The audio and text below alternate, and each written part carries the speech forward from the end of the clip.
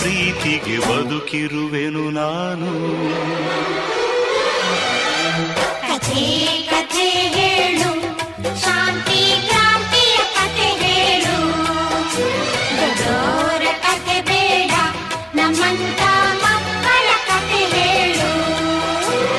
ಪಾತ್ರವು ನಾನಮ್ಮ, ಪಾತ್ರದ ಸೂತ್ರವು ಮೇಲಿಹುದು.